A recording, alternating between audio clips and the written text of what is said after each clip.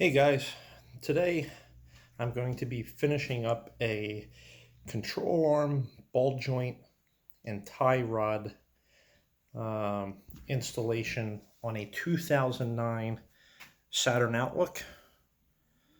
Not too many videos out there on the Outlooks, but this also applies to the GMC Acadia, Chevy Traverse, and Buick Enclave.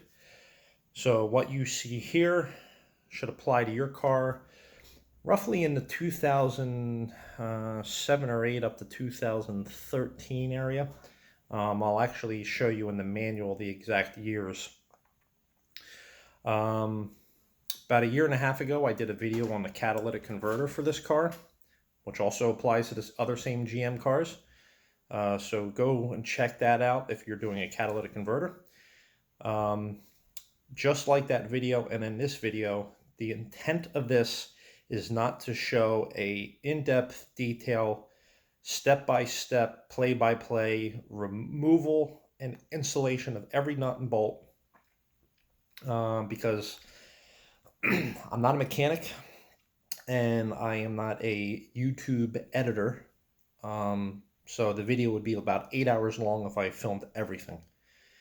This is just to kind of show you what's what, where it's at, and the tools you need to do the job, and also go over the torque settings you're going to need for all the nuts and bolts, which is very helpful, because if you don't have the manual, it's very hard to find that information, and not every video on YouTube explains the torques that apply to your exact car. So, and the car in the video may not be one of these GM SUVs, so it's not very helpful. So I was experiencing a lot of noise, a lot of banging and clanging, especially going over bumps and potholes. Upon inspection, my outer tie rod and ball joints were just ripped apart, loose. So that is most likely the culprit. So I'm replacing all that, both driver and passenger side.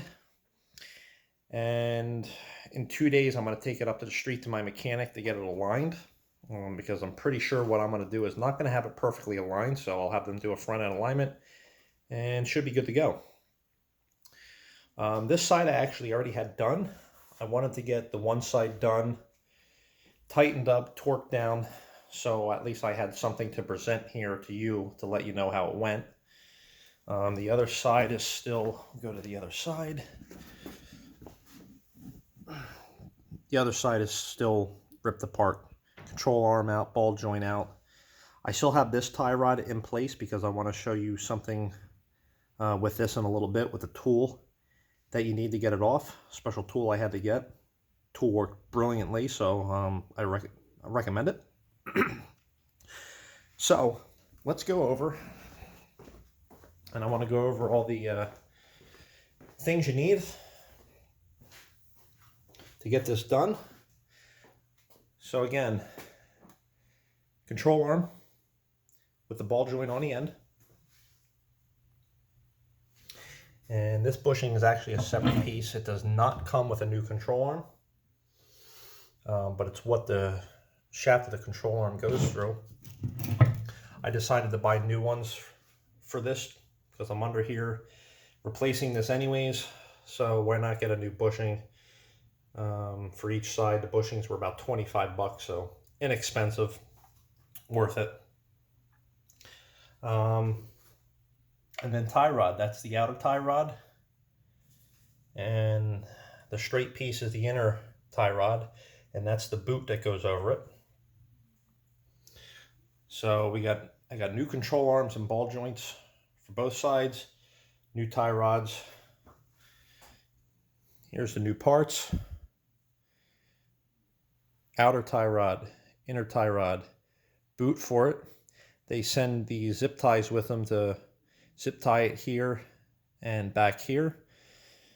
It's probably recommended that you maybe use more of a metal wire tie, or some type of a hose clamp or something might work better.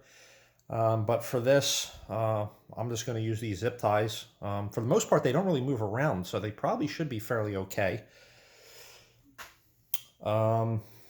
And there it is, new bushing. So again, Here's the problem, old ball joint. This boot should not be ripped like this, and this should not spin this freely. If yours is doing that, you've got a problem, it's got to go. And it's usually recommended if you do the one side, do the other. Again, this car is 11 years old, it's 2009. I got 160,000 miles. So the fact that I got that far without replacing any of this is pretty good. Can't complain. I had an older GM car years ago where it seemed every other year I was replacing ball joints, and not that it was the car's problem, just could have been a bad product, but anywho. And then same thing with the tie rod. Rip boot, spins way too freely. Should not spin that easily. I should not be able to move this in my hand like this, and you'll see on the new one that it should not move. So, original ones, the ball joint is riveted on to the control arm. So if you're replacing just the ball joint, you need to drill these holes out, remove this. The new one will come with nuts and bolts.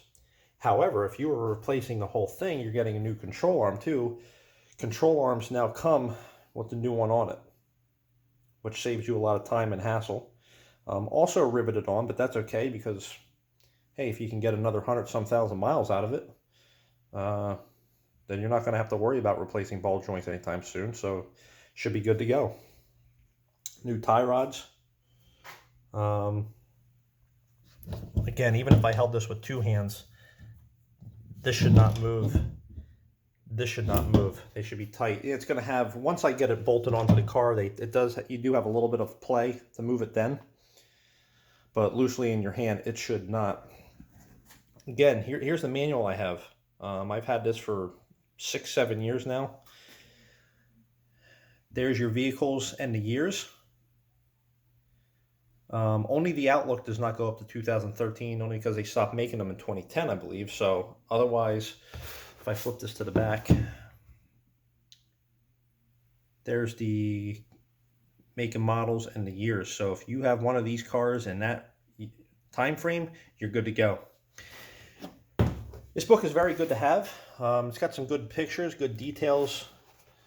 Doesn't go over exactly everything, but the most important part of this book is at the beginning of each chapter, it has these columns that show the different parts and the torque ratings.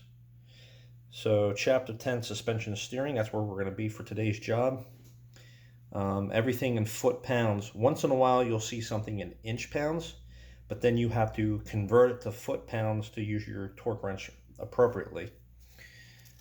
So that, I highlighted the one I need for today. And then it continues to the next page. Front suspension, rear suspension, and steering. You do need one out of the steering column, that's tie rod. Otherwise, this covers more ball joints, control arms, and I will go over those numbers with you specifically on each part when I get to it. Not a lot of videos really go over the torques and everything you need. So, tools you need. You need a fairly decent amount of them, so I would recommend what I show you here. Make sure you have and have ready to go before you do the job. This way you don't have to make any trips to the parts store or Home Depot or AutoZone or any of them to pick them up. First one, breaker bar. If you don't have this, I actually just recently got this. I did not have this when I started this job. So what did I have to do for the ones where I needed to really break free?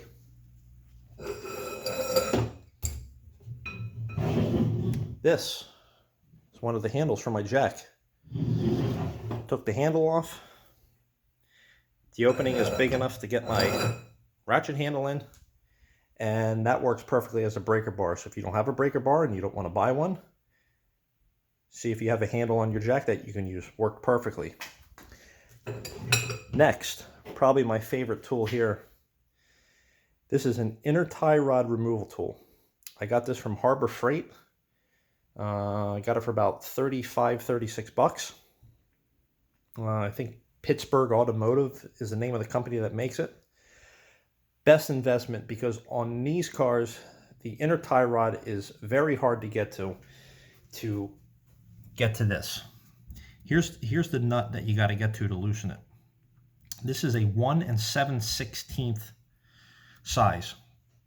And it's so far under the car and in the wheel well that it's, to me, it was impossible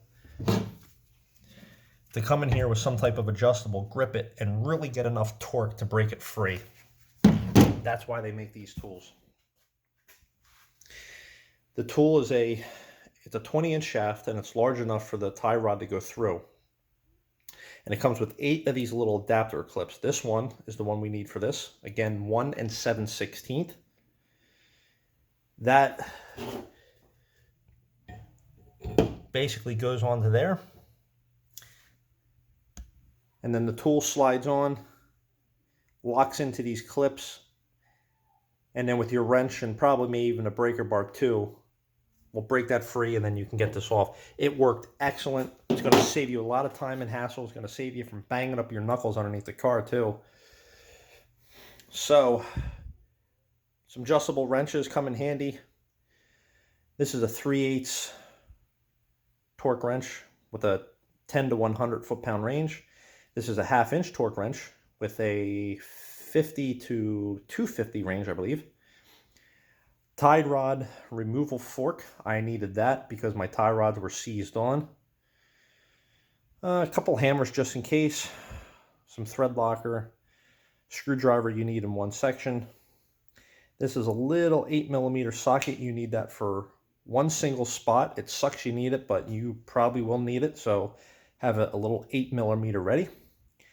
And then open end wrenches, shallow sockets, deep sockets in 18mm, 21mm, 22mm, 24mm.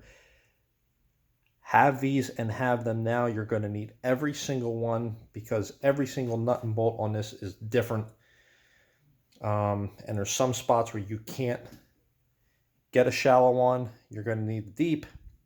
There's some spots where you're not going to be able to get your handle and socket onto, so you're going to need an open-ended wrench. So again, 18, 21, 22, 24, all millimeter. Have them ready. If you don't have them, you probably could use the inch equivalent. I don't know the inch equivalent to these off the top of my head, but seems cars seem to be millimeter sizes more frequently, so probably your most important tools right here. Have them ready. Obviously, besides the Torx, some type of breaker bar, and this. I think it's 35, 36 bucks well spent in my opinion.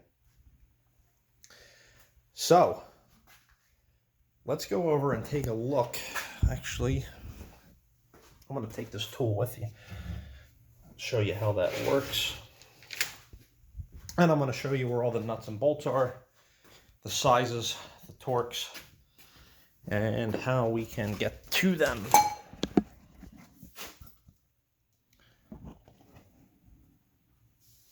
So I left this tie rod on to show you some tips and tricks with it and how this tool works. So you can see up here, because of the wheel well and the frame of the car, it was too hard to get for me to get some type of adjustable on here and break this free. Plus it was so seized on, it wasn't budging. So in order to get to that, you need to get the outer one off. You need this jam nut, you need to get that loosened and off, and get the boot off. Once you get them off, this guy then slides on, locks into that adapter, break it free, easy, good to go. This is too much play, way too much. This is overdue for being replaced.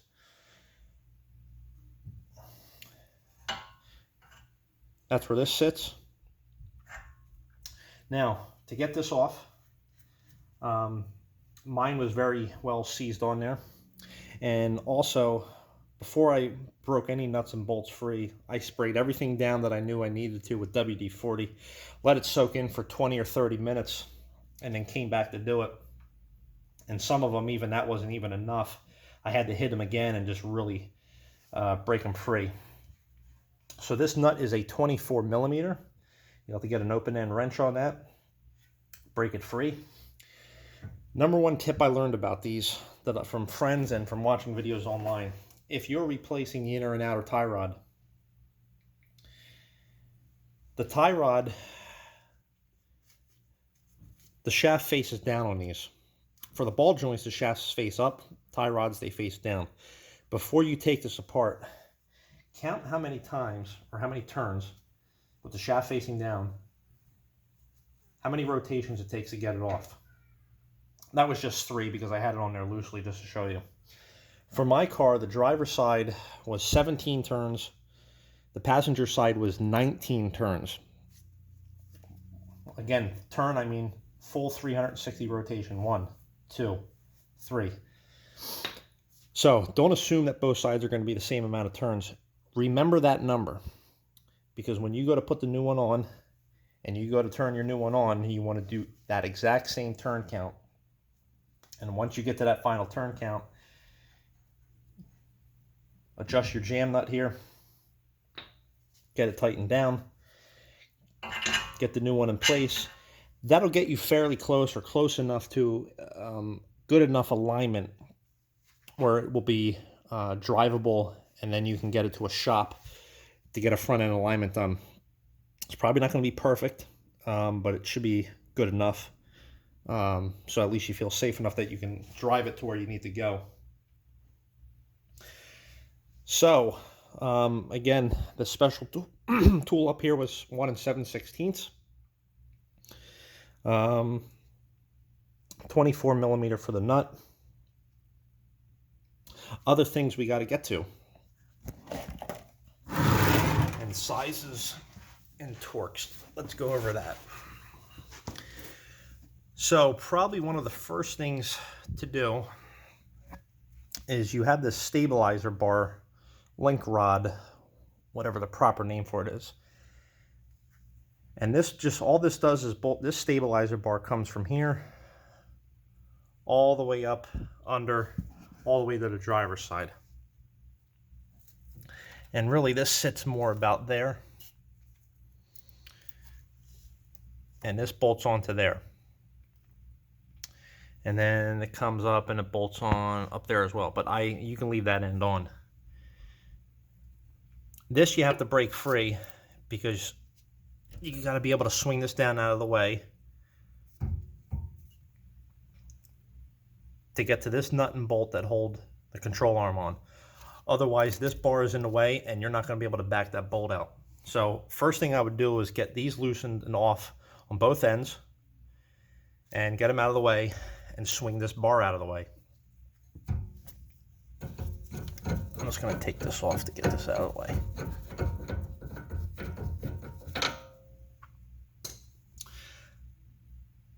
So this is the reason why you need that little 8 millimeter socket, that one spot, because the way they design this is on the end of the shaft. That's a hex head. Sorry for the blurriness. If you start spinning this off, this nut, especially on an older car where this is kind of rusted and seized, it's going to start spinning the shaft with it.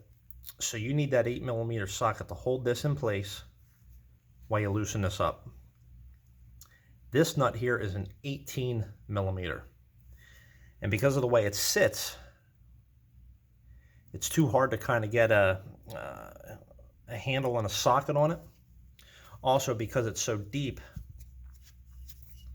you can't use a shallow socket. This is where, if you have a deep socket 18 millimeter, it might work. I had to use an open end wrench to break that free. So you got to hold the 8 millimeter solid and steady while you break this with an 18 millimeter.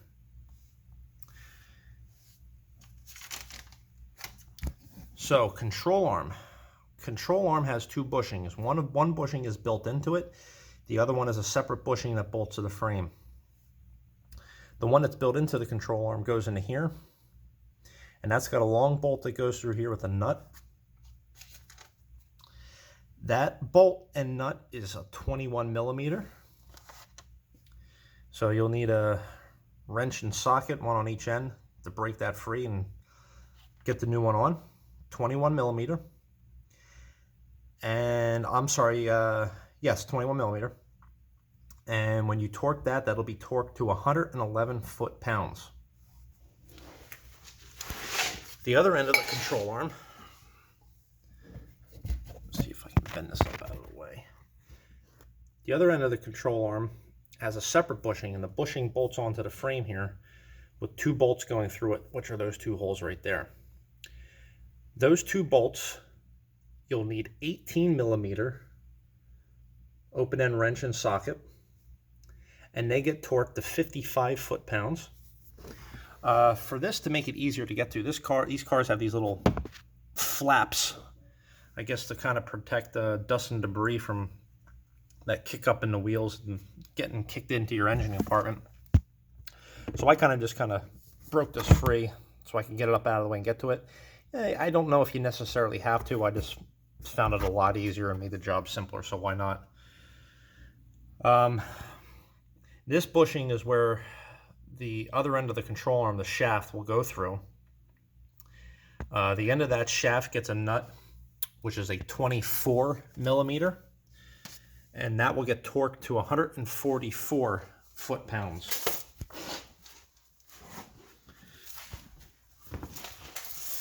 Where the tie rod, I'm going to take this old one just to show you. Again, the tie rod goes facing down. The nut that holds that on is a 22 millimeter, and that gets torqued to 22 foot-pounds. And then the ball joint that's attached to the control arm gets fed up through here, up. Let's see if I can turn the light on that to give you a little, right there. Comes up through there,